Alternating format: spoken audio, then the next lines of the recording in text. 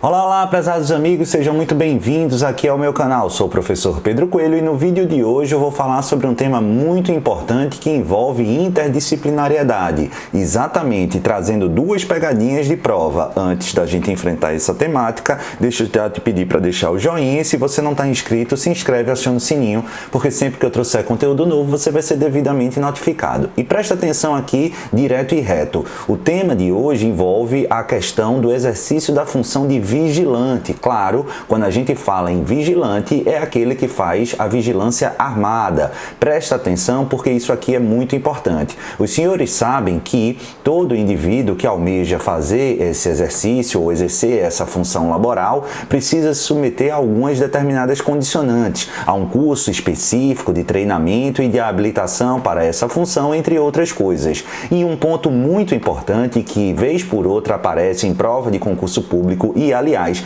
é muito frequente de ser judicializado. Aqui me permita um parênteses, eu falo isso com conhecimento de causa, porque quando atuo na esfera civil, lá na Defensoria Pública da União, eu ainda hoje pego alguns casos nessa seara, se refere ao histórico criminal da pessoa e a possibilidade ou não, a compatibilidade ou não com o exercício da função de vigilante. E presta atenção porque o tema é por vezes objeto de pegadinhas de prova, mas se você entender com calma, vai justamente assimilar de forma muito tranquila e nunca mais, repito, nunca mais errará isso em prova de concurso público. Então preste atenção, deixa o trabalho comigo e depois eu tento esclarecer de forma mais sintética para vocês. Imagine aqui que Asdrubal esteja respondendo a um inquérito policial e a uma ação penal. Essa ação penal, ela não teve ainda sentença condenatória definitiva, ou seja, eventual condenação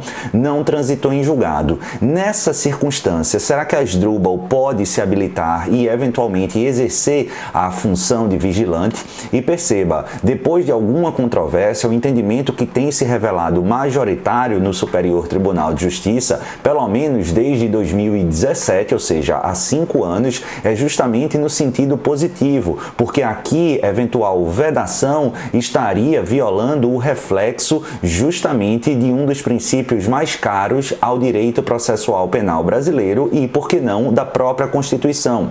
Refiro-me, por óbvio, à violação ao princípio da não culpabilidade ou da presunção de inocência. Beleza? Bacana? Então, pode registrar de forma cabal e tranquila que o simples fato de determinada pessoa estar respondendo a uma ação penal em curso, ou um inquérito penal policial em curso, ou investigação criminal, ou mesmo ações penais pendentes com sentença não definitivas, ou seja, não transitadas em julgados, não é por si só um óbice intransponível ao exercício das funções de vigilante. Bacana? Tranquilo? Agora, eu peço muita atenção para você não se confundir com outra situação.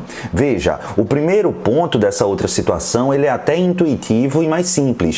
Se eu te falei essa primeira dica, você tende a imaginar acertadamente que, caso haja sentença condenatória definitiva, ou seja, transitada em julgado, em se tratando de um histórico criminal, esse agente ele não vai poder o quê? Cumprir os requisitos e se habilitar para exercer a função de vigilante. Então é isso mesmo e pode anotar a segunda informação conclusiva como correta. O fato de alguém ostentar contra si uma sentença condenatória criminal definitiva impõe óbice não passível de superação para o exercício da função de vigilante, porque se reconhece aqui uma espécie de inaptidão ou idoneidade moral para o exercício dessa função, que vai versar ou vai lidar diretamente com violência e, sobretudo, com legítima utilização de arma de fogo. Agora, fica esperto porque a maior pegadinha e o meu maior receio vai residir justamente nesse terceiro ponto aqui que eu vou abordar.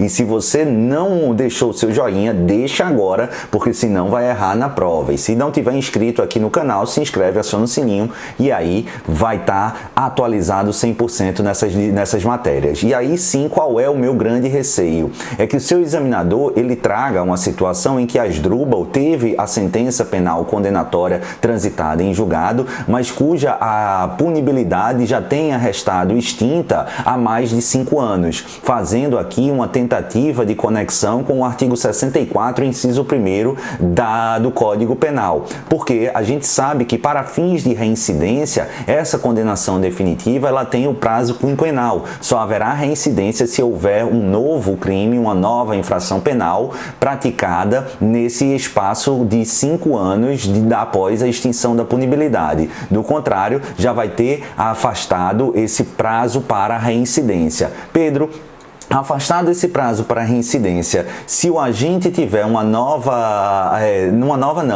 se essa condenação afastada aí, a condicionante da reincidência após 5 anos da extinção da punibilidade, ela não pode caracterizar a reincidência, mas pode caracterizar o óbice intransponível para a função de vigilante, e a orientação do Superior Tribunal de Justiça é positiva. Eu enxergava ainda alguma margem mais forte de questionamento quanto essa possibilidade, porque se trata de um reflexo perpétuo. Entretanto, recentemente o Pleno do Supremo Tribunal Federal se orientou no que tange aos maus antecedentes, no sentido de que o prazo para a realização e identificação de uma sentença condenatória transitada em julgado valer como maus reincidentes é orientado justamente pelo sistema da perpetuidade, não se limitando aos 5 anos da reincidência. Ora, se os maus antecedentes na esfera criminal, que ao menos em tese é mais rigorosa, tem a se aplicado o sistema da perpetuidade, parece-me difícil superar no âmbito do judiciário essa previsão ou essa compreensão que vem prevalecendo no STJ, no sentido de que uma vez que você tenha sido condenado definitivamente e essa condenação servirá para sempre como maus antecedentes, também servirá de baliza, ou melhor, como óbice intransponível para o exercício da função de vigilante. Beleza? Então, concluindo, investigação criminal pendente ou ações penais em curso sem sentença condenatória transitada em julgado não impedem o exercício da função de vigilante. A condenação definitiva, claro, impede sim. E, por fim, mesmo que haja, em face da condenação definitiva, extinção da punibilidade há mais de 5 anos, apesar de superado o prazo do artigo 64, inciso 1º, para fins de reincidência, isso não implica afastamento do óbice, e sim a perpetuação ou a manutenção do óbice para o exercício das funções de vigilante, beleza? Se liga, porque esse tipo de questão pode aparecer em provas de direito privado, quiçá provas de direito público da esfera administrativa e, claro, também dentro das minhas matérias, dentro da esfera criminal. Comenta aí embaixo se você gostou e, mais do que isso, se você acha que pode errar isso em prova. Tenho certeza que agora não mais. Faz esse esquema bonitinho que não haverá questão passível de ser equivocada, errada pelos senhores e senhoras. Um beijo no coração e até a próxima. Tchau, pessoal!